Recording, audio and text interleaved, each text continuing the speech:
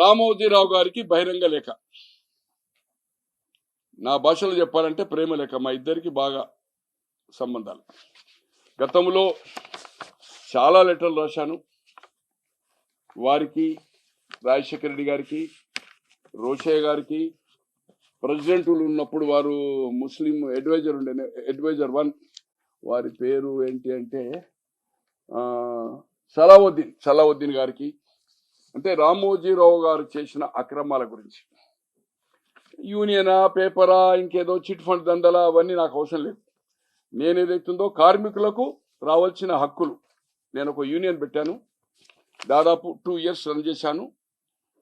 వాళ్ళ మీద నేను దాదాపు ఒక 13 లక్షల రూపాయలు నా ఓన్ మనీ ఖర్చు పెట్టాను. రామోజీ ఫిలిం సిటీ ముందే గేట్ ముందు ఆఫీస్ పెట్టాను. ఒక సందర్భంలో దీక్ష పెట్టాను. దీక్షలో కన్నాభిరామన్ లాంటి వాళ్ళు చనిపోయారు, వారు పెద్దలు. గద్దర్ లాంటి వాళ్ళు ఇన్వైట్ చేశాను, వస్తా అన్నారు.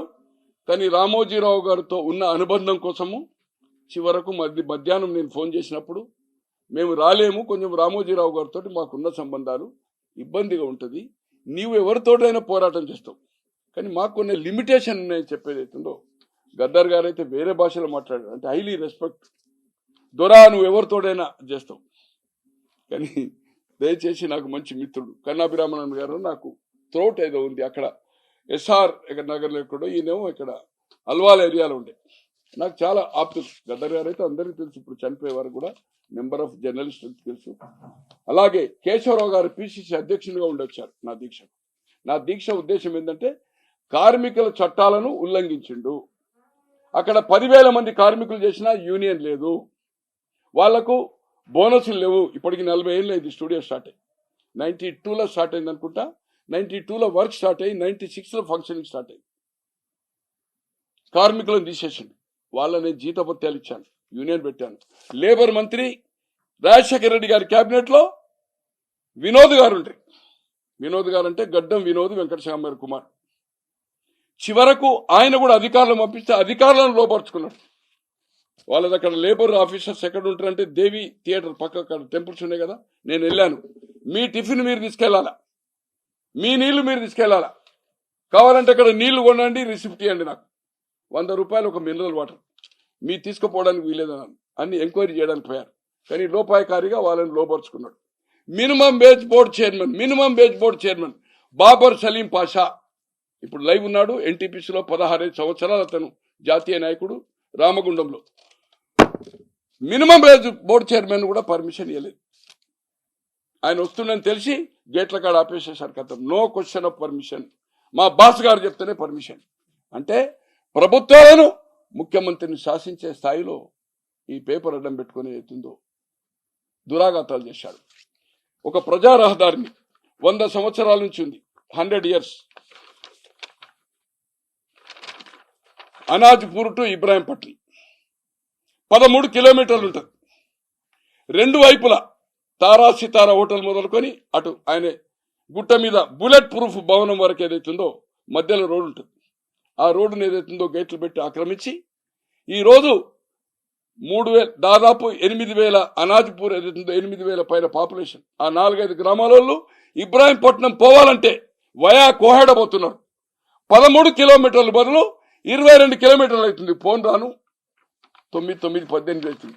ఎవరైతే పురాతన వాళ్ళు ఉన్నారో, ట్రాక్టర్లు ఉన్నది, రైతులు ఉన్నారు, బంధుత్వం ఉంది. అక్కడ 16 గ్రామాలు ఉంటాయి అనాజ్పూర్ టు ఇబ్రాహీంపట్నం, బిట్వీన్ నాయన్పల్లి, రాపోలు, తర్వాత ఈ గ్రామాల్లో.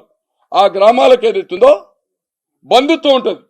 వాళ్ళు పర్మిషన్ తీసుకుంటేనే గేట్ తీసుకునే లోపలికి పోతే వాళ్ళు మళ్ళీ ఎక్కడ ఆగడానికి వీల్లేదు. అది ట్రాక్టర్ కావచ్చు, సైకిల్ మోటార్ కావచ్చు, జీప్ కావచ్చు, కారు కావచ్చు. తో దీన్ని నేను ఎస్టాబ్లిష్ చేశాను. మీ ప్రెస్ నోట్లో ఉంది. 2010 10th మంత్లో ఏదైతుందో చివరకు దానకిషోర్ గారు ఇప్పుడు మున్సిపల్ హై పొజిషన్ లో ఉన్నాడు అనుకుంటా. అతను కలెక్టర్ రంగారెడ్డి జిల్లా ద్వారకోట దగ్గర. నేను ఇన్ఫర్మేషన్ యాక్ట్ లో అప్లై చేశాను ఈ రహదారి గురించి. ఈ మ్యాప్లను పెట్టి పంపలా 10-12 రోజులు కలిశాను. ఏంటి సార్ ప్రాబ్లం, మాకు ఇబ్బందిగా ఉంటుంది రామోజీరావుతో అని చెప్పాడు. ఈ రోజు లైవ్ లో బతుకున్నాడు. రోషయ్య గారి దగ్గరికి వెళ్ళాను, డేట్ కూడా చెప్తాను. రోషయ్య గారిది నేను రిప్రజెంటేషన్ చేసింది 27/1/2010లో. ఇగో రోషయ్య గారి పేచీలో ఇచ్చి పేచీలో స్టాంప్ వేయించుకున్నాను. 27 జనవరి 2010. తర్వాత నేను రోషా గారికి చెప్పాను, నేను అమెరికా వెళ్తున్నాను ఆ రోజు రాత్రి. దానకిషోర్ గారు అన్నారు, సార్ మీరు సీఎం పేషి అన్నాడు. సార్ సీఎం పేషి ఏంది, సీఎం గారితో చెప్పిస్తాను చెప్పాను. సేమ్ నేను అనుకుంటున్నా 27 నా పాస్పోర్ట్లో కూడా మీకు ఎంట్రీ చూపెడతాను. 27 నైట్ నేను అవుతుందో 8 o'clock పోవాలా అమెరికా. బాంబే పోయి బాంబే నుంచి అమెరికా పోవాలా. 5 గంటలకు కలిశాను. సార్ ఇది ఇన్ఫర్మేషన్ యాక్ట్లో అప్లై చేశాను, ఈజ్ నాట్ సెండింగ్, ఏం చేయాలని. సార్ మీరు చెప్పాలా. జవహర్ రెడ్డి గారు ఇద్దరు ఉన్నారు, అశోక్ సింగ్ గారు బయట ఉన్నారు, అందరు బిజినెస్ అయిపోయారు. ఐ థింక్ 6 o'clock, నాది ఈవినింగ్ 9 o'clock ఫ్లైట్. ఆల్రెడీ బ్యాగులు పెట్టుకొని సెక్రటరియట్ పోయారు.